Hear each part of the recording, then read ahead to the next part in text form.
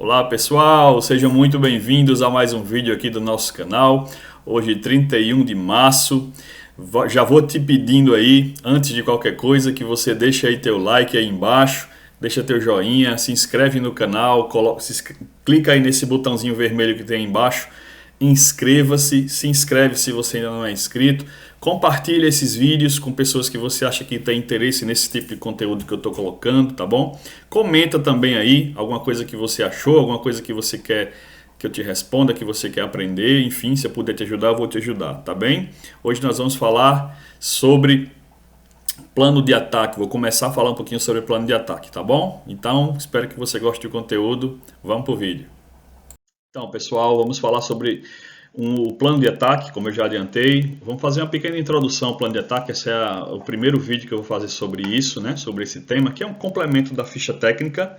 Na realidade, a ficha técnica ela vai estar dentro do plano de ataque, tá certo? Então, aos poucos a gente vai construindo aqui um conhecimento para que você tenha uma noção geral dessa questão de organização e precificação, tá bom? Então vamos lá, gente. Vocês sabem o que é um plano de ataque? Bom, vamos lá. O plano de ataque é a bússola da produção na cozinha, tá, pessoal? Sem o plano de ataque, você fica perdido, como essa figurinha aí que está embaixo aí, tá? Aí temos aí uma ilustração de uma cozinha caótica, porque as pessoas não têm uma função definida e fica esse caos aí, tá bom? Então é a conjunção de todos os processos que envolvem todas as produções diárias de forma que suas execuções sejam da forma mais otimizada possível. Pessoal, muitas vezes a gente está no restaurante, vamos supor, você vai com sua família no restaurante, cada um pega um prato diferente, né? E aí chegam todos os pratos ao mesmo tempo, quando o restaurante é de uma qualidade de razoável para boa, né? Às vezes os pratos vão chegando salteados, assim, chega um, chega outro, chega um, chega outro. O ideal é que cheguem todos ao mesmo tempo e quentinhos, né? Para que isso aconteça, é necessário que lá dentro da cozinha haja um plano de ataque que foi feito pelo chefe de cozinha, para isso que ele serve, tá bom? Obviamente para cozinhar também, mas o chefe ele é o gerente geral da cozinha, da organização da cozinha, tudo é com ele, tá? E esses processos eles devem se encaixar de uma forma que permita com que todos os pratos cheguem quentinhos ao mesmo tempo. Isso é fundamental, imprescindível no restaurante, tá certo? Então, por que é necessário, pessoal? Porque ele otimiza o tempo de execuções das preparações, quer dizer, vou já mostrar um exemplo disso aqui para vocês, quer dizer, uma preparação que sem plano de ataque ela pode durar meia hora, mas com plano de ataque ela pode durar 5, 10 minutos, a depender do que seja, tá certo? Ela mantém toda a brigada producente, você evita sobrecarregar algumas pessoas dentro da cozinha, né? alguns cozinheiros, alguém da equipe, em detrimento de outros. Então, com o plano de ataque, você define tarefas, já é o próximo item aí, você divide as tarefas da melhor forma, você atribui funções para cada cozinheiro, para cada integrante da cozinha, tá certo? E atribui responsáveis para cada tarefa. Isso é um outro ponto também importante, por quê? Porque alguns de vocês já devem ter visto filmes de cozinha e tudo, onde cada um tem a sua função. Então, vamos supor, um exemplo, o cara que frita o pastel, por exemplo. Se o pastel queimar, a culpa é dele, né? Se queimar, como diria uma pessoa que eu conheço, um amigo meu, se o pastel queima uma vez, a culpa é dele, né? Se o pastel queima sempre, a culpa não é dele, a culpa é do chefe, que não resolveu o problema ainda, tá certo? Então é assim que funciona, tá bom? Então, o que mais? Vamos lá. Lembre-se que em uma produção na cozinha existem processos manuais, ou seja, que dependem do cozinheiro diretamente, e processos mecânicos que dependem de máquinas, como fogão, processador, forno, etc. Então, esses processos mecânicos, pessoal, esses dois tipos de processos, manuais e mecânicos, eles podem e devem, sempre que possível, funcionar de forma concomitante, paralelamente. Você não precisa esperar um acabar para começar o outro, tá bom? Que tal todos trabalharem ao mesmo tempo? Essa é a ideia do plano de ataque. Então você tem uma cozinha profissional, não é? Que está funcionando aí na mais perfeita sintonia e harmonia. Então vamos lá. Um plano de ataque, vamos lá. Sem o plano de ataque, você tem 3 processos, vamos supor. Então, nós temos um processo 1 que dura 3 minutos, um processo 2 que demora 5 minutos e um processo 3 que demora 5 minutos. Se você faz, do jeito que está a figurinha aí, um depois do outro, você vai levar um tempo total de preparo de 13 minutos. 3 mais 5 mais 5, perfeito? Se você faz o mesmo processo de uma forma concatenada, organizada e engrenada, vamos dizer assim, você tem um processo 1 que dura 3 minutos, antes de terminar o processo 1 você inicia o 2, antes de terminar o 2 você inicia o 3, de forma que você tem mais ou menos algo assim. Processo 1, 3 minutos. Então, vamos supor, você está no primeiro minuto do processo 1 que você startou ele, mas ainda falta 2 minutos para terminar. Você já starta aqui o processo 3. Então, durante 2 minutos, esse período aqui que eu estou circulando aqui com o meu mouse, durante 2 minutos você tem 2 processos funcionando ao mesmo tempo. Ao passo que, quando você finaliza o processo 1, o processo 2, que demora 5 minutos, só faltam 3 minutos para ser finalizados.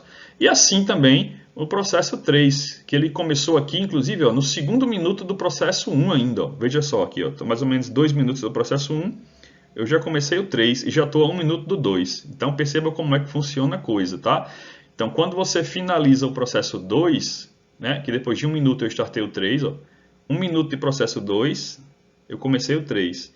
Então, se eles demoram uns 2, 5 minutos, então quando eu acabo o processo 2, falta 1 minuto para terminar o 3.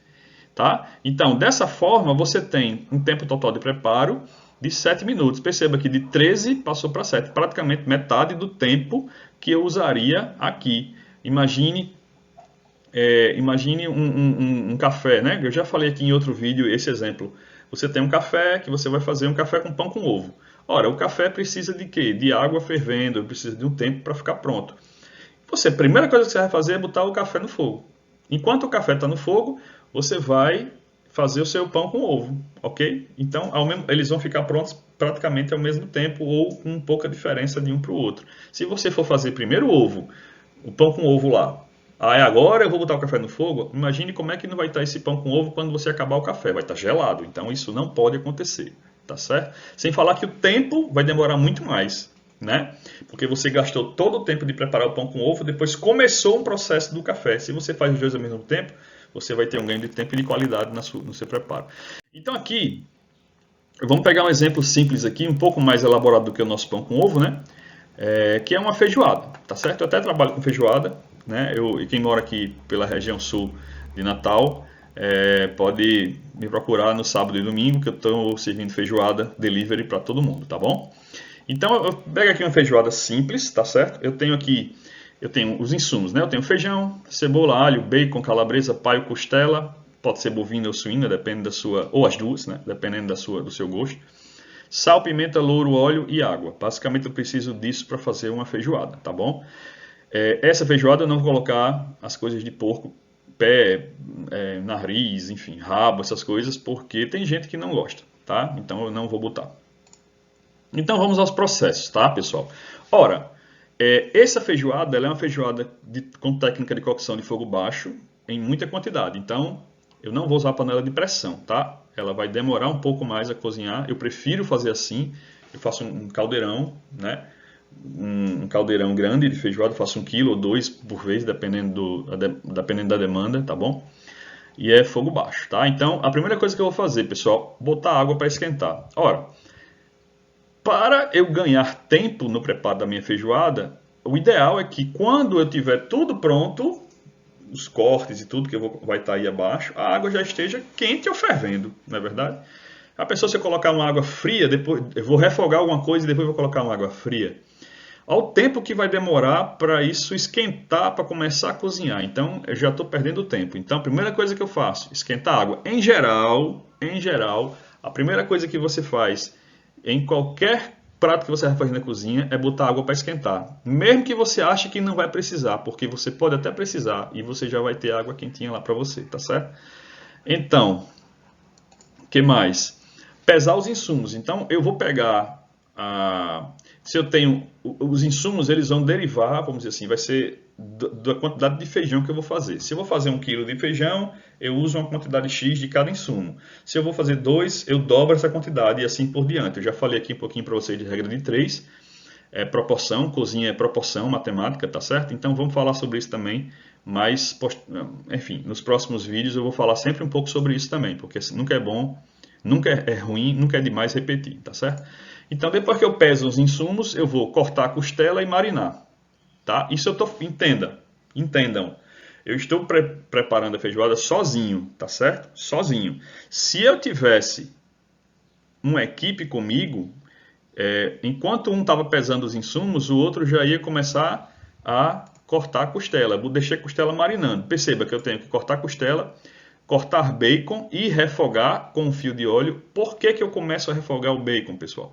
Porque o bacon é a primeira coisa que eu vou colocar na panela, porque eu quero que o bacon vá soltando a gordura dele, tá? Enquanto eu já cortei o bacon e o bacon já está refogando em fogo baixo, sempre para não queimar, eu já estou cortando o alho e a cebola. Por quê? Porque o alho e a cebola vai ser a segunda coisa que eu vou colocar no meu refogado. Perceba que durante esse tempo a costela está marinando, está pegando tempero, tá bom? Então, cortei o alho e a cebola e juntei ao refogado do bacon. Então já vai pegando o sabor ali. Depois disso, a mesma coisa que eu faço com a calabresa e com o paio, eu junto ao refogado.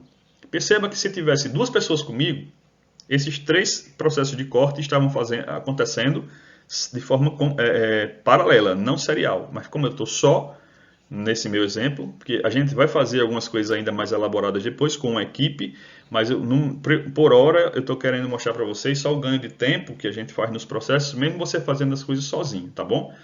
O que eu estou fazendo aí? O bacon já está refogando e eu ainda estou cortando cebola. Perceba que tem duas coisas acontecendo ao mesmo tempo. Quando eu boto a cebola e o alho já na gordura do bacon para refogar, claro que eu tenho que estar sempre controlando. Enquanto eu estou cortando a calabresa e o paio, eu estou de olho na panela também ali para ver se dou uma mexidinha para não ficar colando nada no fundo e etc, tá bom? Então junto a cebola e o refogado, depois eu junto a costela ao refogado. A costela já marinou, já pegou tempero, tá? Se você puder fazer o marinado da costela no dia anterior, melhor ainda, deixa na geladeira marinando, não tem problema nenhum, tá bom? Eu junto a costela ao refogado, depois eu junto o feijão ao refogado, né? E depois eu junto a água ao refogado, a água já quente. Perceba que a água, nessa altura, a água já está quente. Eu já vou juntar e já vai começar a cozinhar imediatamente, já vai começar a cozinhar tudo junto ali. Acrescento o louro, o sal e a pimenta, que é a última coisa que eu faço. Faço uma cocção aí de no mínimo 3 horas em fogo baixo para 1 kg de feijão. Para 2 kg talvez seja um pouco mais. Eu não calculei. E vou corrigir o sal e a pimenta. Então, pronto, a feijoada está pronta depois de 3 horas. Se precisar, se houver uma redução muito grande de água, você tem que colocar uma quantidade de água suficiente que o feijão não fique muito grosso durante a cocção, tá certo? Na hora de servir você deixa ele reduzir bem, mas durante o processo de cocção é bom que você monitore isso. Se a água descer muito rápido, você completa mais um pouquinho de água, não tem problema nenhum, beleza? Então, pessoal, isso aí é um exemplo simples de um plano de ataque para um cozinheiro só.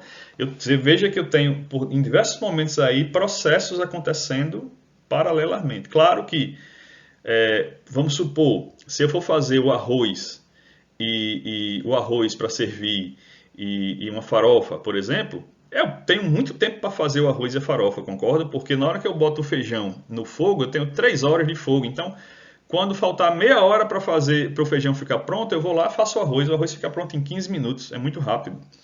Uma farofa nem se fala, dependendo da farofa que você vai fazer, se for uma farofa de manteiga, em 5 minutos está pronta. Então, tudo isso, aí quando você servir, você vai servir o arroz quentinho, o feijão quente, a farofa quente, o louro também refogado, enfim, tudo isso que você, se quiser fazer um torresmo também, aí já entraria em um outro processo aí no meio.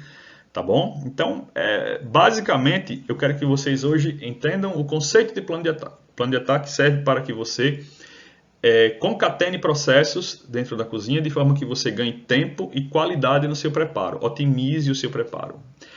E outra coisa, a importância também do plano de ataque é que você não vai esquecer. O ideal é que eu vou mostrar aqui para vocês nos próximos vídeos, talvez no próximo, um plano de ataque preenchido com alguns cozinheiros diferentes, né?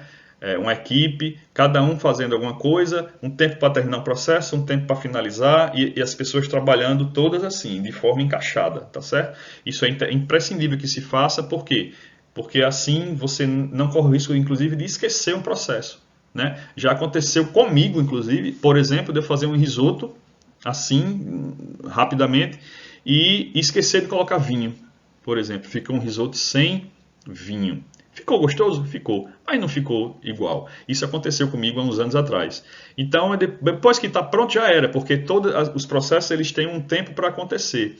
O vinho ele tem um momento para entrar no risoto. Se você passa daquele timing, não adianta colocar depois, não vai dar certo. Tá bem? Então, pessoal, era isso que eu queria mostrar para vocês hoje. Espero que vocês tenham gostado. Nos próximos vídeos eu vou falar mais sobre Planetac, vou falar mais sobre ficha técnica, mais sobre matemática, sobre sistemas que eu tenho abordado. Vou iniciar também a série que eu prometi para vocês já de receitas, tá? Vou fazer receitas, estou fazendo parceria aí com um pessoal bem legal para a gente fazer umas receitas bem filmadas, bem bacanas para vocês aí, tá certo? Então, mais uma vez eu peço que você se inscreva no canal, aí no botão vermelho que tem aqui embaixo do vídeo. Não é o botão que está dentro do vídeo aqui comigo, não. É o botão que está abaixo do vídeo, tá, gente? Às vezes a pessoa clica na tela do vídeo, não é. É abaixo. Abaixo do vídeo aí, perto da descrição do vídeo, tem um botão vermelho, inscreva-se. Você vai se inscrever lá e se inscreve, não paga nada, é de graça. Deixa teu like. É importante para a gente também que o YouTube saiba que os nossos vídeos estão sendo bem vistos. Faz teu comentário, coloca o que você quiser aí, de pergunta, ou sugestão, crítica também, tá bom? Que não tem problema nenhum. Também esqueci de avisar no início, ativa o sino, tem um sininho aí também. Se você ativar o sino, sempre que eu postar um vídeo, você vai ficar sabendo e vai ser avisado e assiste ou não, tá bom? Pelo menos você vai saber que eu postei um vídeo, tá bom? Valeu, gente, um abraço, até a semana que vem.